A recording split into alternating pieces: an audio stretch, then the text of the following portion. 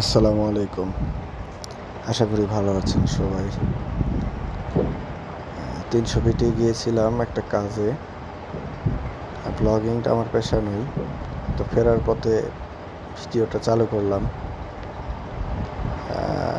যদিও আমার YouTube channel আছে, পেশা হিসেবে বেছে নেওয়া হয়নি, তবে চেষ্টা করছি। আপনাদের যদি সাপোর্ট ভালোবাসা পাই তাহলে চেষ্টা করবো ইনশাল্লাহ। ৩০০ ফিট রোড, খুব ফাঁকা, খুব সুন্দর রোড। পরিবেশ পরিস্থিতি যদিও একটু ভয়ঙ্কর, একদম জনশূন্য মানুষ, হালকা কিছু গাড়ি। আসলে ফাঁকা রাস্তায় জোরে ড্রাইভ করা ঠিক না, সেজন্য আমি ধীরে ধীরে বাইক চালিয়ে আসছি।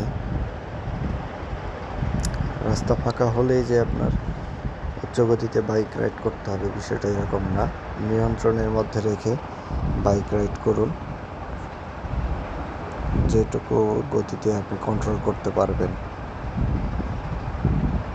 সেটুকু গতিতে চালানো উচিত। বেসিক্যালি আমি এরকমই করি, উচ্চ গতিতে না চালানোর চেষ্টা করি। পরিস্থিতিতে কিছু সময় চালাইতে হয়।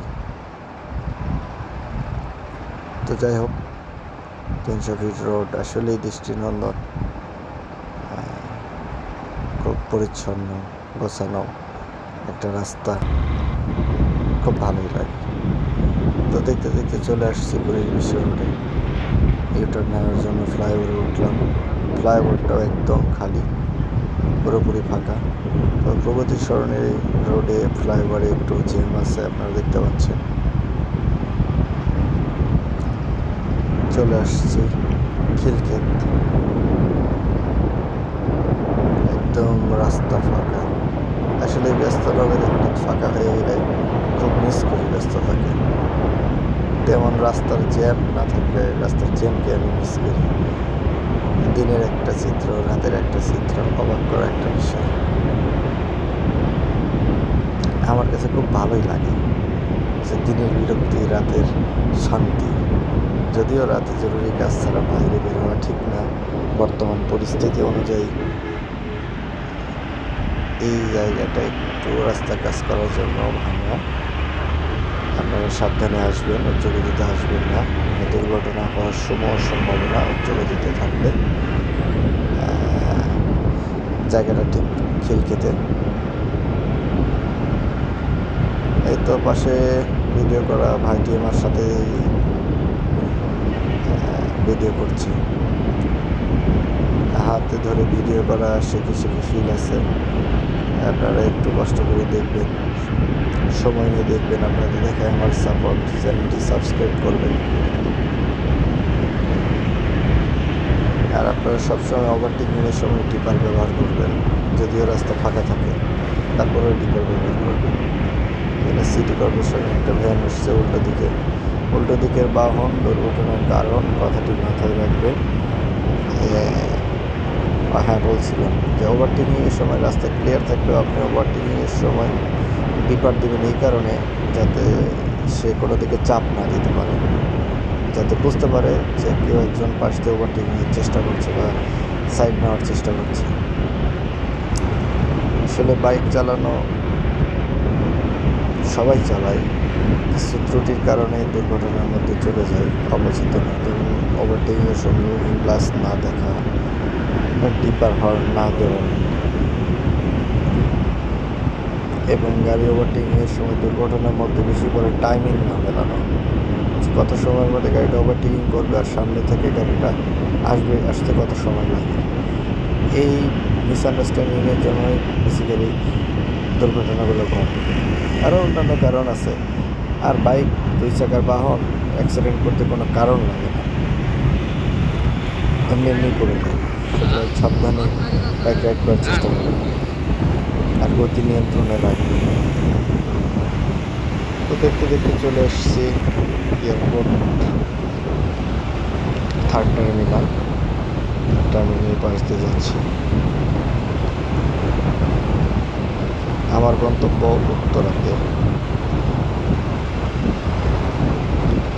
সামনের লাইটগুলো রিফ্লেকশন হওয়াতে ভিডিওটা একটু কোয়ালিটি খারাপ হয়ে যাচ্ছে। আসলে আসলে কি আর করার বলেন, ফোন দিয়ে কতই আর ভিডিও করা যায়। আপনাদের অনুপ্রেরণা পেলে একটা অ্যাকশন ক্যামেরা কিনবো, চেষ্টা করব। একদিনে তো আর সব কিছু হয় না, আপনারা সাপোর্ট করবেন, আমি চেষ্টা করব। এয়ারপোর্ট ফ্লাইওভার চলে এসেছি, বাংলাদেশের প্রবেশদ্বার। এখানে মায়ামোহ মুহূর্ত তৈরি হয় প্রবাসীদের বিদায় কালে, হাসি মুহূর্ত, খুশি মুহূর্ত তৈরি হয় প্রবাসীদের আগমনকালে। সেটা একটা হৃদয় বিদারক দৃশ্য, যারা সচক্ষে দেখেন তারা বলতে পারবে। এটা একটি নতুন মার্কেট, চালু হয়নি। পাশে নতুন মার্কেট কিছু অংশ চালু হয়েছে, পরিকল্পনা হয়েছে বেশ কিছু, আপনারা এসে দেখে যেতে পারেন।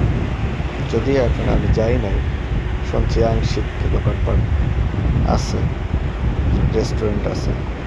এটা সিভিল এভিয়েশনের অফিস, খুব ভালো মানের করেছে।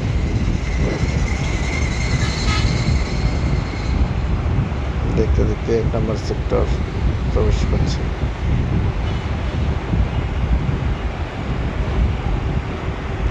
শহরের জীবন, ঝলমলে আলোর জীবন।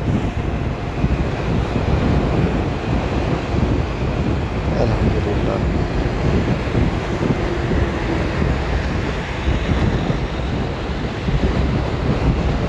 আমি ডিপার দিচ্ছি কারণ আমি ফ্লাইওভার দিয়ে যাব টার্মিনাল।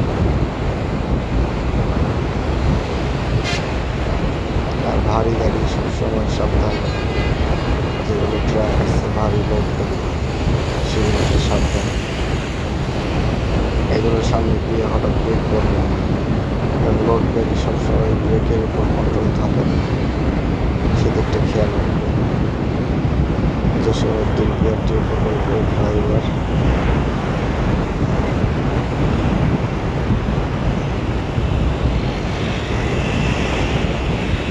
এই জায়গাতে কয়েকটা দুর্ঘটনা ঘটেছে। ফুটওভার ব্রিজের বেস এখানে ছিল, বেসটা ওঠানো হয়েছে, কয়েকটা গাড়ি দুর্ঘটনার শিকার হয়েছে। দুর্ঘটনার শিকার হওয়ার পর সেই বেসটা ভেঙে নিয়ে যাওয়া হয়েছে, তার আগে হয়নি। এটাই আমাদের দেশ। দেখতে দেখতে চলে আসলাম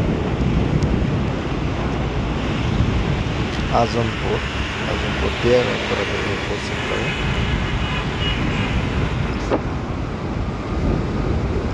অবাক করার বিষয়, খেয়াল করেন এই রাস্তায় রিক্সার এত ভিড় থাকে, সেই রাস্তায় আমার কোনো হর্ন ব্যবহার করা লাগে না।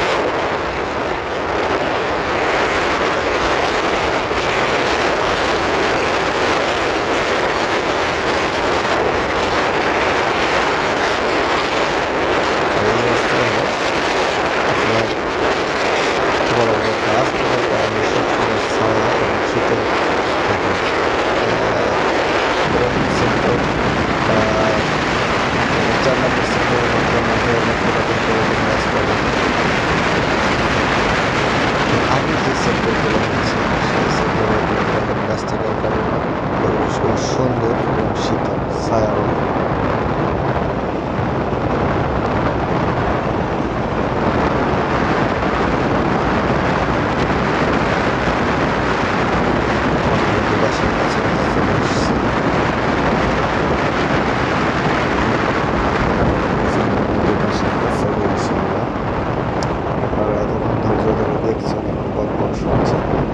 কৃতজ্ঞতা প্রকাশ করছি। ভালো লাগলে চ্যানেলটি সাবস্ক্রাইব করবেন, লাইক শেয়ার করবেন। ভুল ত্রুটি হলে সংশোধন করে দেওয়ার জন্য চেষ্টা করবেন।